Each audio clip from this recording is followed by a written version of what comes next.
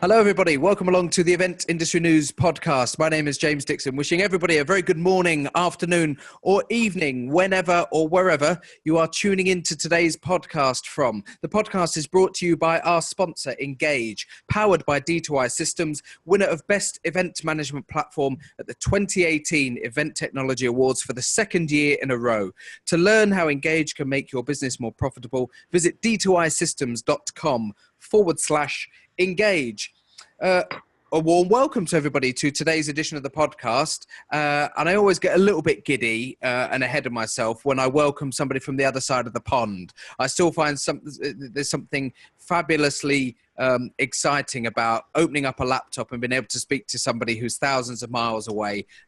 Over today in the Big Apple in New York, we welcome Scott Cullather. Scott is the CEO of INVNT. Scott, thanks very much for joining the podcast today. Of course, James, it's my pleasure to be here from cold, windy, snowy New York City. And I'm delighted to say that I'm in a very, it's a bit dusky now, but a very, very bright, sunny north of England today. How unusual.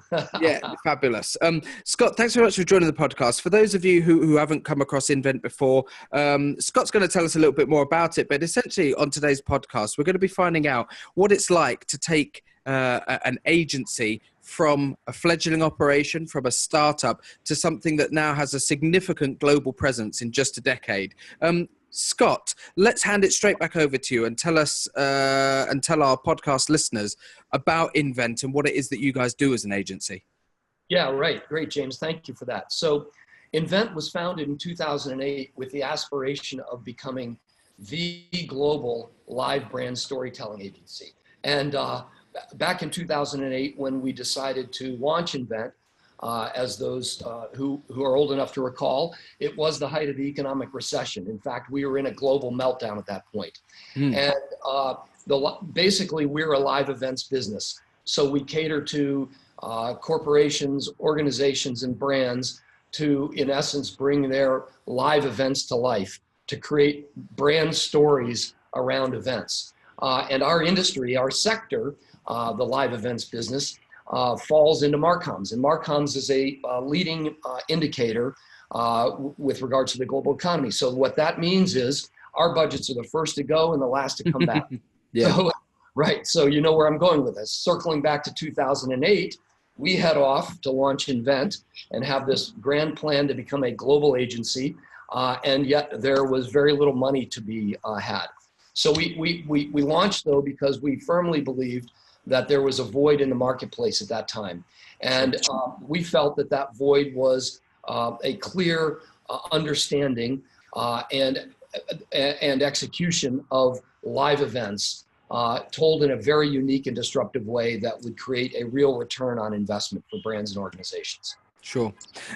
When you say working with brand activation, companies who entertain the idea of doing live events in order to activate and engage people with their brand, generally are brands of a significant stature already. They've already built their brand to a point where they now feel that brand activation will help them to evolve further and to further enhance their share of any given marketplace. So as a fledgling agency back in 2008, how does a fledgling agency go about knocking on the door of an established global brand and saying, we think we could help you? Yeah, right. That's a great question.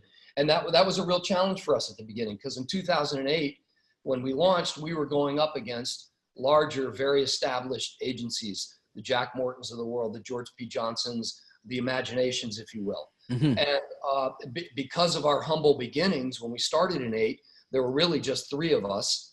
And so by design, we instantly became a challenger agency. And that led us to becoming a challenger agency for challenger brands. And so what we did is we designed and created solutions and creative tactics that were fundamentally grounded in strategy, and yet they were disruptive, and they were fresh and unique and different. So we took very big creative risks at the beginning in order to differentiate ourselves from the set that we were competing against, that clearly had a competitive advantage over us. So, When you, yeah, sorry. I was just going to say, when you talk about creative risks, are you talking about physically presenting ideas that are completely avant-garde when compared to some of the other agencies that were perhaps pitching ideas for events? That's exactly right. That's exactly right. I mean, fundamentally, we're grounded in strategy. So we've got to understand, the strategic initiatives or imperatives of the organization or the brand. But assuming that we've fully entrenched ourselves in that, then what we do is we come up with creative tactics that are going to be disruptive and sticky and create real impact. So our chief creative officer, Paul Blurton, who happens to be a Brit, by the way, he and I, in the early days, when we came up with an idea that the hair on the back of our necks stood up, we knew we had the right idea, and then we would go in and pitch it. Great. And I suppose then that in some respects, you're afforded a luxurious position as a startup back then, because you've got nothing to lose. If you've got the established guys going in there and pitching, in a way, they probably are going to be expected to deliver a certain type of pitch or a certain type of idea. Were you afforded any sort of luxurious flexibility as an agency that was unknown back then to be able to go in and really sort of test the water with new ideas? Well, I don't know that we were afforded that luxury, but we took full advantage of doing so. We came up with the brand positioning of challenge everything in the early days, and that's because that's really what we did. And so we went in with these ideas that were unique and fresh. They were on brand, they were on point, they were on message, but they were completely disruptive. And I was a firm believer in the early days, and I'm sort of a keep it simple kind of guy. And I'm a brand loyalist. And so what I said to our team, and I continue to repeat to our team every time we get in front of a new client, if we don't offer them something that's on brand, on point, on message, but it's fresh and different and unique, then why would they change to us? And so we adopted that mindset from the very beginning. And 10 years later, as a global agency with offices around the world, we challenge ourselves every day to come up with solutions that sort of fit that same mindset and thinking. Sure. I'm always curious when it comes to marketing, communications, brand activation, call it what you will. Even 10 years ago, there were vertical strands that were quite defined when you would look at major corporations and the way that they handled their communications, their marketing. There were the public relations team. There was the marketing team. There was the website team. There were, even when social media was creeping in, they would have a dedicated social media team. All of these skills and all of these responsibilities were very much seen as different skills for different people in different vertical strands of what was maybe communications overall. With things like brand activation, the way that we use the internet, the way that we use devices to engage with each other, the way that social media shapes our thinking and influences people now, have you seen that those things have become just one big blurred area of communications now that's actually helped us in a way? It's reduced the amount of administration that has to be done in order to get joined up communications out there. Yeah, for sure. I don't know that it's blurred, but it's certainly true today that those different verticals, if you will, are working in synergy or in unity with one another. And we're firm believers. Everybody always says that social media amplifies events, because you're able to take an event that has maybe 5,000 or 10,000 attendees or consumers at it, and through social media, you can amplify that globally to millions and millions of people. We actually believe the reverse is true. We think that live events actually give social media the ability to scale. So for instance, if you look at the things that trend daily on Twitter, Instagram, Facebook, any of the social platforms that you may be involved in, the ones that trend are the ones that have a solid live event as the backdrop. Yeah. People want to be able to tell a story across their social media, and they need a backdrop to be able to tell that story, and live events provides them with that. And I suppose live events, the other thing is as well is that they don't need to be these gargantuan huge, great things, do they? That the whole point of live interaction with people now can be as small and as intimate as a brand wants to make it.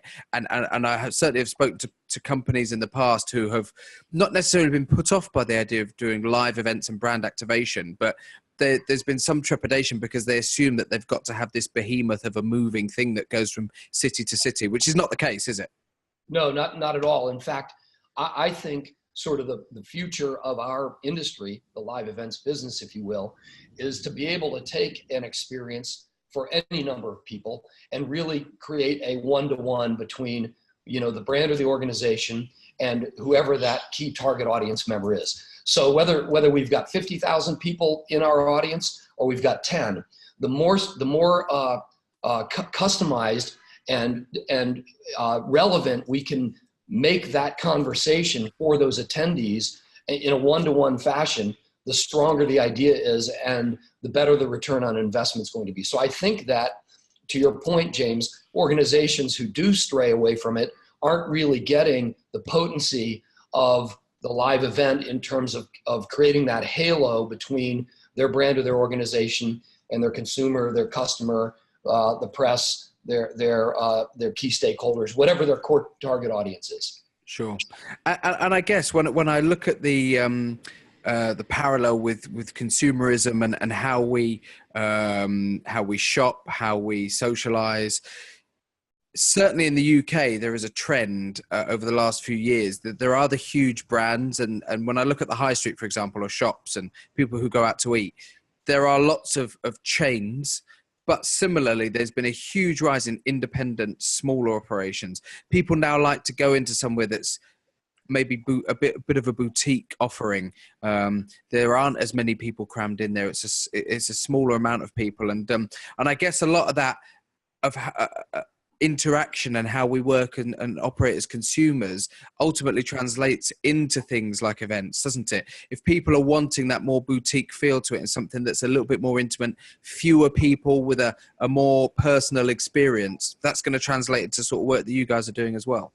Yeah, that's exactly right. And I think that the personal experience is the key there.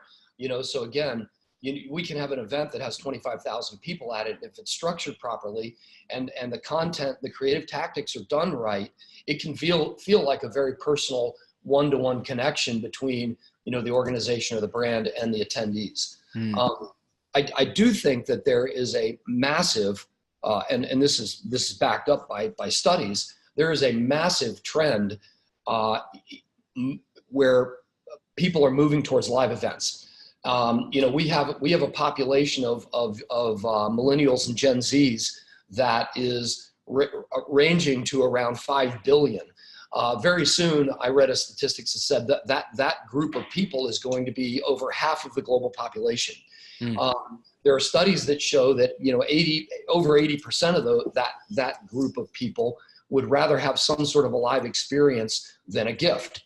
So I always kind of joke about it. The young couple that's getting married today, she would rather have a trip to Coachella than an engagement ring. It's more valuable to that target demographic to experience something with one another rather than take a physical gift. I think that speaks volumes to the opportunities that we have in our industry as we move forward over the next 10 to 15 years. Absolutely. And I would agree with that. I know in my own personal situation, I know that for the last 2 years as a family Christmas present, we get a family ticket to a music festival. That to us is a great Christmas gift.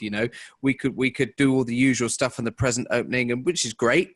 But, for us, that idea of going off somewhere and having something to look forward to, and it's the build up to that live experience, the traveling there, the actual experience itself, and then the memories that you create from going there, that is the lasting buzz. And that's what we're talking about translating to people, isn't it?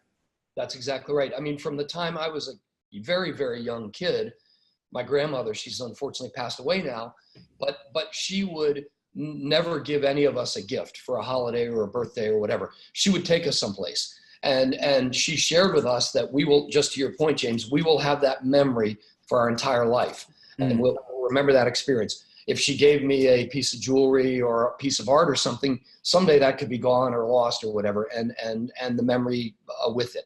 But the experience is indelible, and that's really, really exciting. One thing that I'd like to ask you is that as an agency, how many of your activation of brands that you're working with, you're actually delivering events within other events. And the music festival is perhaps a good example. You know, there are an awful lot of music festivals now that will have sponsored areas. Drinks brands play a huge part in music festivals now, where they will have activation areas and fully branded zones with their own music choice, with cocktail bars serving their drinks, etc., etc. And in your particular experience, how many events do you deliver that are actually within bigger events like a festival or a sporting event? Yeah, right. I would say probably 15 to 20% of our activations are executed within some larger event. We do a tremendous amount of work for the auto industry. Mm-hmm. And we activate, General Motors happens to be one of our biggest clients, and we activate for them almost at all their tier 1, tier 2 motor shows. Right. We will wind up doing activations at things like South by Southwest, for example, where we will go in with a brand and create an experience where we're basically using the size and the weight of an event that already exists and capitalizing on that, or cannibalizing, if you will, Mm-hmm. some of those audience members. But we're also very excited about the fact that, speaking of music festivals, that we are entering into the design and production of one of the celebrations of the 50th anniversary of Woodstock. Wow.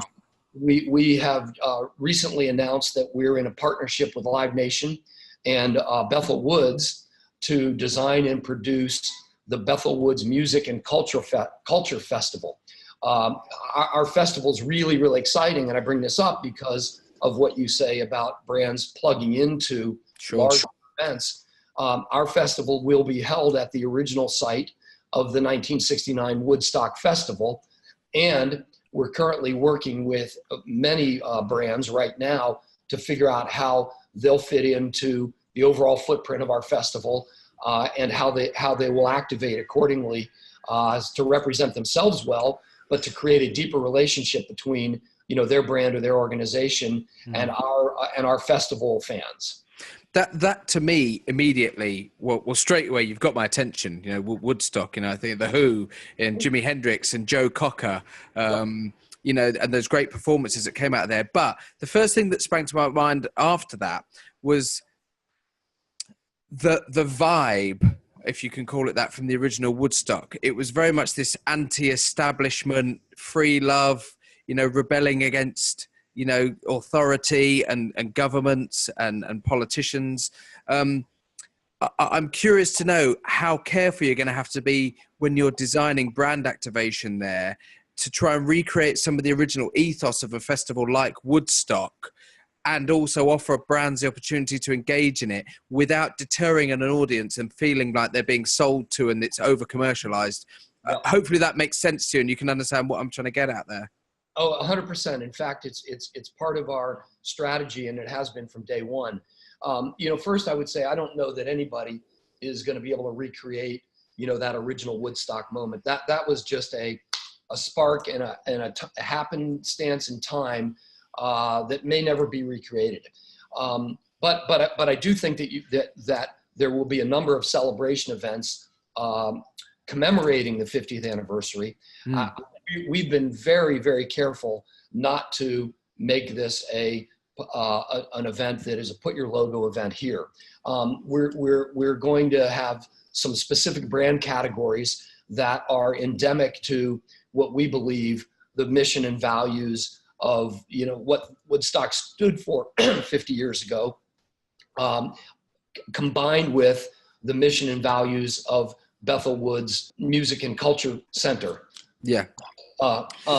So we're really careful about that, because first and foremost, this has to be an experience for festival goers. And ours is going to be a unique blend of music and entertainment combined with educational components and other things. So we're really creating a 3-day infotainment experience, if you will, that will leave people who come to our festival entertained, but also educated. And I think that much like we were 50 years ago, at least in America, our country is extremely divided. And I would say that almost is a global statement. Yeah. We're a very fractured world right now. And I think that, festivals like this are going to have an opportunity to bring people together again and bring brands together with those people. We're talking today on the podcast with Scott Cullather. He's the CEO of INVNT, joining us today from New York City over in the USA. INVNT, a global agency that undertake significant brand activation and event organization duties for a lot of leading brands, and as I said, not just in the States, but globally as well. And that's something that I think is important that we touch on today, Scott, because at the very start of today's episode, I mentioned that you guys are only 10 years old. It's 2008 that you started up, and we're right here at the start of 2019. So it's literally a decade on from when you guys started, and there are now offices in Sydney in Australia. I think you have one in Stockholm in Sweden. There's a London office. You're in New York at the moment, San Francisco. This is a significant global presence that has come about, what I would say, relatively quickly. How difficult, looking at some of the ideas and some of the examples that we've talked about so far in the podcast, how difficult is it to translate those to multiple different territories on such a wide scale? Because you've got to understand different audiences, different cultural aspects, different social understandings of how people behave in certain environments. And in order to deliver a brand activation event or any type of event, you first and foremost got to understand how the people behave in that territory. How difficult has that been to actually do in order to establish that presence? Absolutely. And that's a great question, James. We are truly a global live brand storytelling agency. We just opened our 8th office last week in Singapore. So we're really excited about that. That puts us in 5 countries on 4 different continents. And what's really interesting is that organizations and brands that have a global presence are really looking for consistency of message, consistency of delivery, consistency of quality. For us, because the way we started back in 2008, in the height of the economic meltdown, our business model was very much an outsourced, transparent agency type model. So fast forward 10 years to today, and it's a model that works extremely well given the question that you just asked. So what brands and organizations are doing with us, they're looking to us to watch after their global brand and the quality of executing their live events. And yet they're expecting us to execute and activate authentically. So what we do is we'll put, if you will, a small team of people on a brand or an organization. They'll be responsible for looking after the messaging, the strategy, the tactics, the quality, and they will travel around the world and oversee the activations in different regions or different countries that are executed on the ground by locals. So we're not sending a bunch of New Yorkers into Singapore to execute, for instance, or into Calcutta to execute. Some New Yorkers or some Australians or some Europeans may be looking after the global brand and the messaging and all of that, but Sure. We're activating locally and authentically. And so for us, it's been a real benefit for us to be able to provide our clients with that level of sort of brand protection, if you will, and at the same time communicate effectively on the ground locally. Sure. Having had that experience and now being able to reflect on a decade, in business with INVNT as an agency and seeing where you are now, I guess you don't want to give too much away to competitors, but if you were able to look back on yourself 10 years ago and speak to yourself, what advice would you be giving either yourself or somebody else who is thinking about starting the same journey that you've been on? Wow. Yeah. Well, first off, I'd say it's going to take 3 times as long as you want it to, and it's going to be 5 times harder than you wanted it to. So be prepared. I mean, when we started in 2008, we had this aspiration of becoming a global agency. Like, who would do that in the height of an economic meltdown? So I think that, first and foremost, you've got to basically think about what you want to be in the future. And for us, we did want to be a global brand. So we said we were going to be a global brand. We put a shoe on that was 5 times too big for us, and we eventually have grown into that shoe. So I think without that sort of initial beginnings, you need to really understand and focus on not who you are right now, but who you want to be and where you want to be in the future. Sure. And I think that's a big one. For us, as part of that, because of our humble beginnings, we also then set a mission to become the challenger agency for challenger brands. And to us, we work for some market leaders in different categories, but we look at them as challengers every time we approach our work. Because if you don't have that challenger mindset, even though you're a market leader, you will eventually not be the market leader. I just want to pick up on something really quickly that you said. You put on a shoe that's 5 times too big and eventually you grew into it. However, if you put on a shoe that's 5 times too big, initially you're going to trip over quite regularly.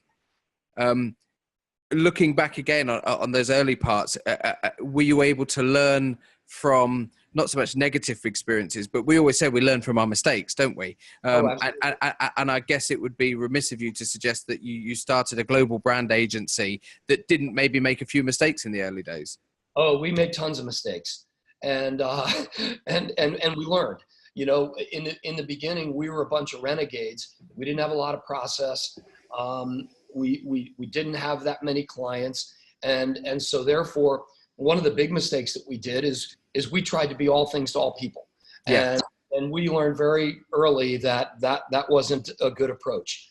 And so we began, even though organizations would come to us, we began to say, you know what, that's not really what we do, and we should refer you to somebody else. So we have taken that approach and now laid it all over the global offices, where we don't accept a lot of opportunities because it's either not right for us or we're not going to be able to execute it at the level that we want to execute it. That's interesting because one thing that has become apparent is from how you've told the story is that this idea of coming in and challenging the established brands when you first started and coming in with these dynamic, maybe sometimes avant-garde, free-thinking ideas to create the buzz and create a reputation for yourselves as an agency that would come in and challenge and do something completely different and dynamic. As an agency now that's got multiple offices in 5 different countries across the world, you have to operate with some form of protocol and procedure in order to keep the business structured and operating efficiently and profitably, but at the same time retain that youthful DNA that you had at the start. And is that, it strikes me as something that has got to be balanced very finely for you. Oh, 100%. In fact, I beat a drum constantly about being a process prophet. And that doesn't mean that I'm a prophet by any sense of imagine or stretch the imagination. What I mean by that is the balance that you need to strike is that in order to have a large organization, we have about 110 inventors now in 8 different offices. There has to be a level of process, but too much process and you strangle everything. Too little process and you spin out of control. So organizations that want to build a scalable and sustainable model need to really become process prophets, if you will. Sure. And I think that is a must. The other thing that we've gotten very good at and is also a must is forecasting and planning. So we need to set a roadmap and be able to measure against how we're doing in order to be able to make the kinds of investments and changes and continue to grow into the future. And then the last thing, when you talked about sort of keeping the gusto of how we started, we have this philosophy of we've got 110 wicked smart teenagers. And so when we say teenagers, that's not a term that we use about age. I'm a 55-year-old senior executive. But what we mean is it's a belief system. It's a value. It's how you approach your values. It's how you think. It's how you believe. It's your ability to take risks. So we like to hire people regardless of their age or orientation. We like to hire people that represent that sort of youthful spirit of a teenager. Sure. Yeah. Irrespective of what it says on their birth certificate. Absolutely.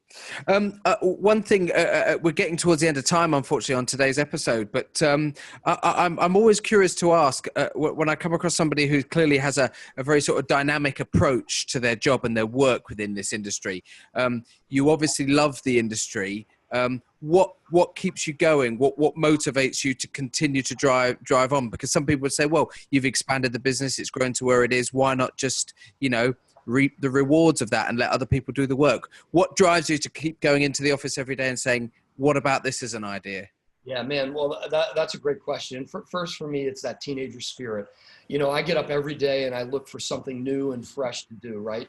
And so for me, that's a huge motivation.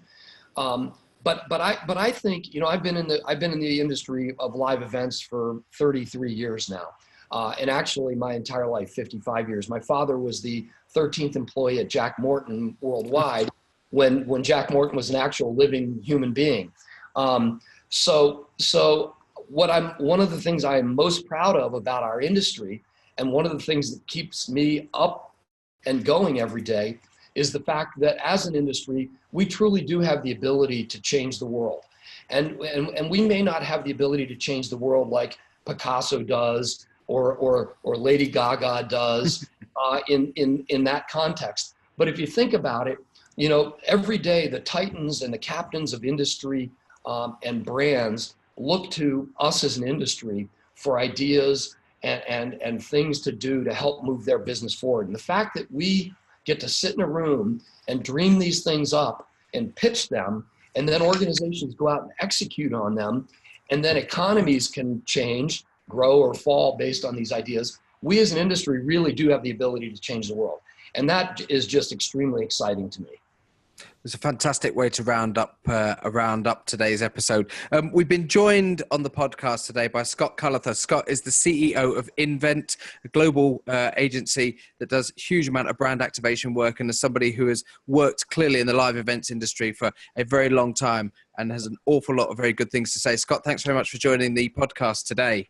Of course, James. Thank you so much for having me. If people want to get in touch with you, if they want to find out a little bit more about you, maybe get in touch on social media or via the web, how do they do that? Yep, we're at www.INVNT.com. My email is scullather@INVNT.com. And on Twitter, my handle is scullather, scullather.